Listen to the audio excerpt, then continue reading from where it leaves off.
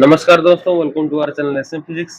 5 question in 5 minute for NEET 2025 में आज हम करेंगे लॉज ऑफ मोशन का पार्ट 5। इस वीडियो में हम 5 क्वेश्चन करेंगे, तो चलिए शुरू करते हैं आज का video. Here comes question number 1।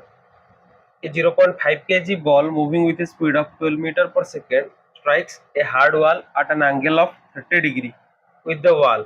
It is reflected with the same speed at the same angle. If the ball is in contact with the wall for 0.25 second, the average force acting on the wall is। यहाँ पे अपने को force निकालना है। तो यहाँ पे ये जो बॉल है ये वॉल से टकरा रहा है, वापस उसी एंगल के साथ रिफ्लेक्ट कर रहा है।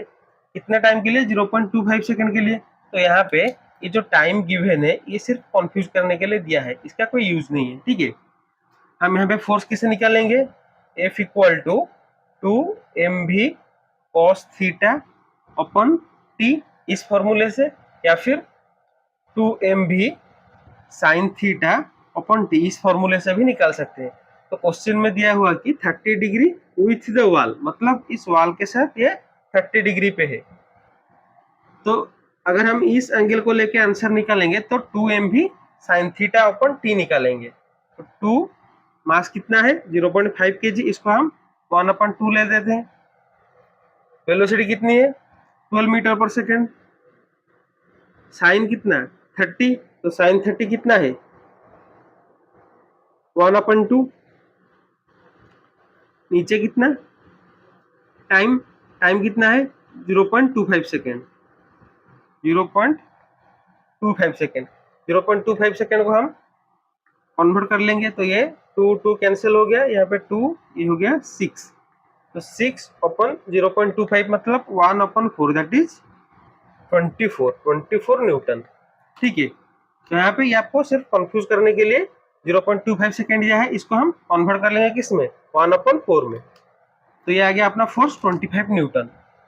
वहीं पे अगर हम cos थीटा वाला फॉर्मूला यूज करेंगे तो हम ये एंगल लेंगे। ये एंगल कितना होगा? ये टोटल है 90 डिग्री, ये 30, तो ये हो जाएगा 60 डिग्री। तो 2m कितना है? 1/2। वेलोसिटी कितनी है? 12।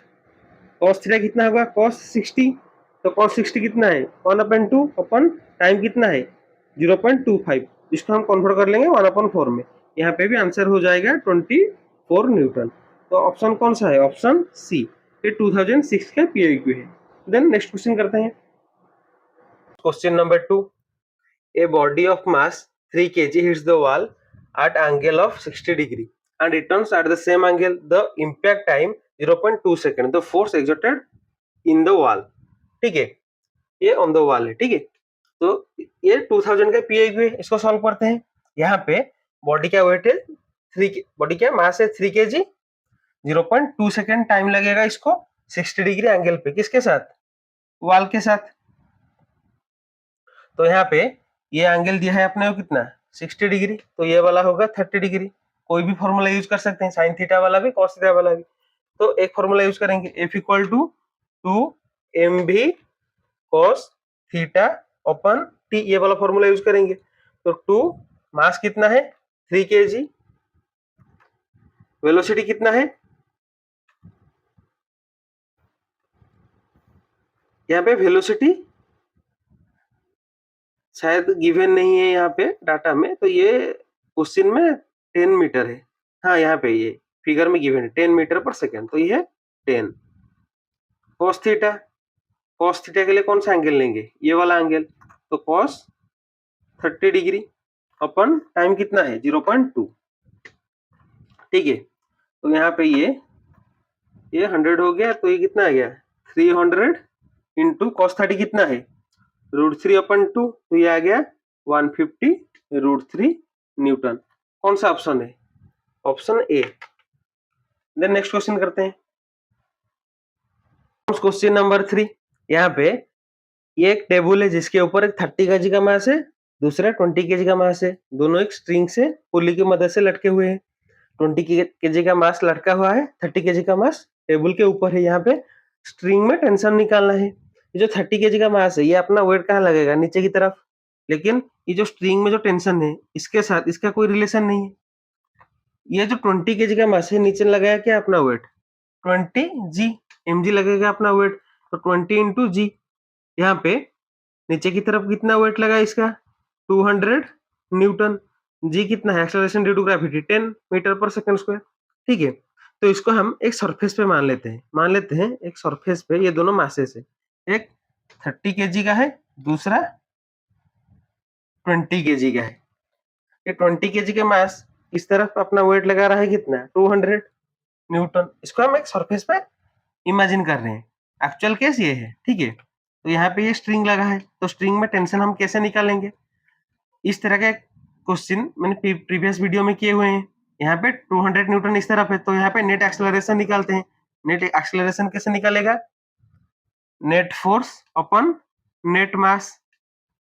नेट फोर्स कितना है 200 न्यूटन, नेट मास कितना है 30 प्लस 20 दैट इज 50 केजी। तो कितना आ गया, ये आ गया अपना 4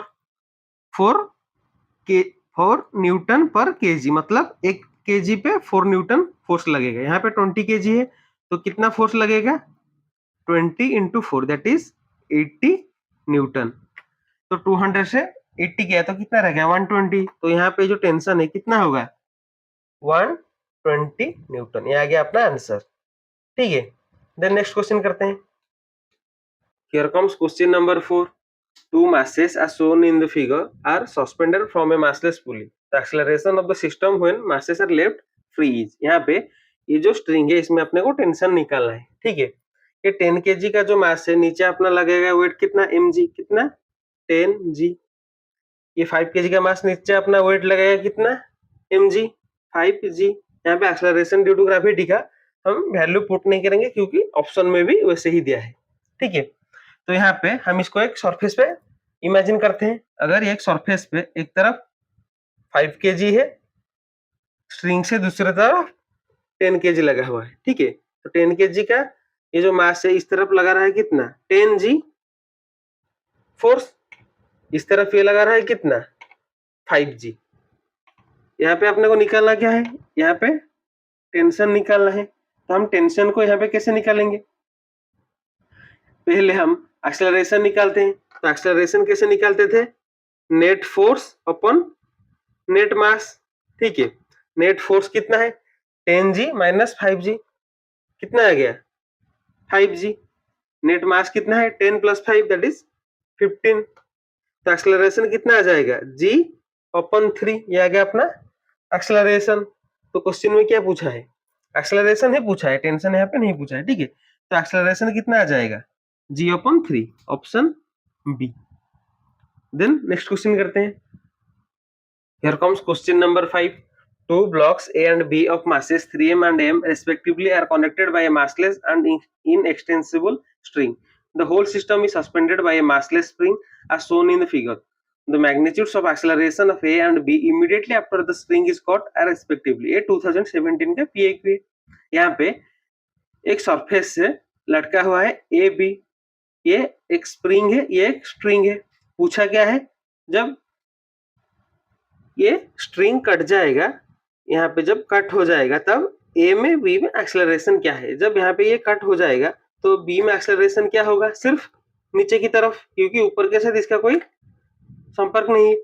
तो यहाँ पे एक्सेलरेशन क्या होगा जी, बी पे एक्सेलरेशन हो गया जी नीचे की तरफ। अभी ए पे एक्सेलरेशन निकालेंगे, तो ए पे एक्सेलरेशन हम कैसे निकालेंगे, इसका एक सिंपल फॉर्मूला आपको याद रखना है कि जहां पे जिसका भी एक्सेलरेशन निकालना है, ऐसे कट होने के बाद जहां पे कट हुआ वहां का फोर्स अपन जहां पे निकालना है उसका मास, मतलब जहां पे काटा गया उसका फोर्स अपन जहां पे निकालना है, ए पे एक्सेलरेशन निकालना है उसका मास। ठीक है, तो जहां पे काटा गया वहां पे फोर्स क्या था, बी अपना नीचे की तरफ जो वेट लगा रहा था वही फोर्स था यहाँ पे। तो कितना लगा रहा था mg, नीचे की तरफ यहाँ पे लगा रहा था mg। तो ये हो गया अपना mg। मास कितना है a का 3m, क्योंकि a पे एक्सेलरेशन निकालना है। तो आंसर क्या आ गया, ये आ गया g अपन 3। तो b पे एक्सेलरेशन क्या है g, a पे क्या है g अपन 3। कौन सा ऑप्शन है, ऑप्शन ए। तो यहाँ पे खत्म करते हैं इस वीडियो को। नेक्स्ट वीडियो में और 5 क्वेश्चन करेंगे। Thanks for watching.